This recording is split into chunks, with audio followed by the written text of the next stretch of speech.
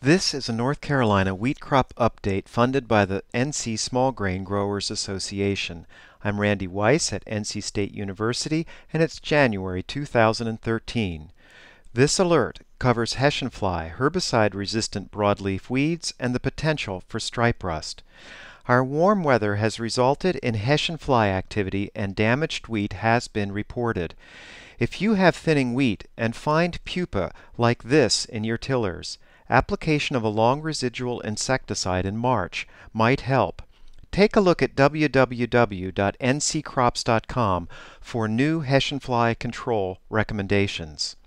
It's also time to control broadleaf weeds. The primary tools we've had for that are Harmony Extra, Osprey, PowerFlex, and Finesse. All of these are ALS inhibitors, so we've been applying a lot of ALS herbicides to our wheat, and ALS-resistant chickweed has been reported to our north.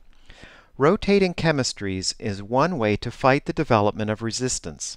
One suggestion for this year's crop would be to forego application of Harmony Extra in favor of 2,4-D or dicamba. Of the two, dicamba gives better control of chickweed and henbit, and both these herbicides need to be applied after tillering is complete but before jointing. In future years, herbicide chemistries could be rotated. For example, in year 1, Valor could be applied pre if planting no-till. In year 2, Axiom could be used at wheat spike stage, and in year 3, you could return to Harmony Extra, Osprey, or PowerFlex. Finally, in the 4th year, 2,4-D or dicamba might be used.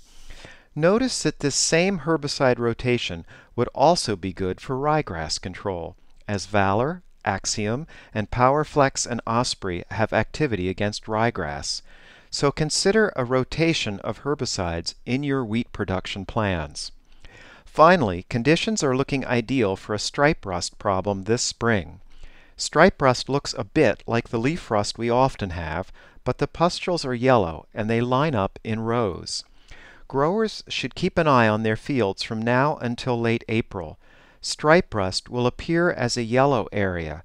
If you see this yellowing, you should walk out and take a closer look.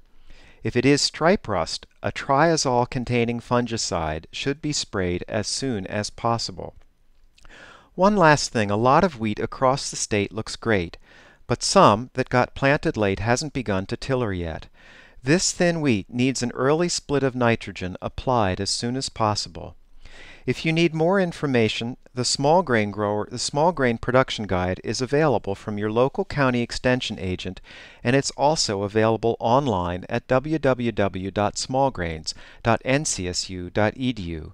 And this crop update was brought to you by the North Carolina Small Grain Growers Association.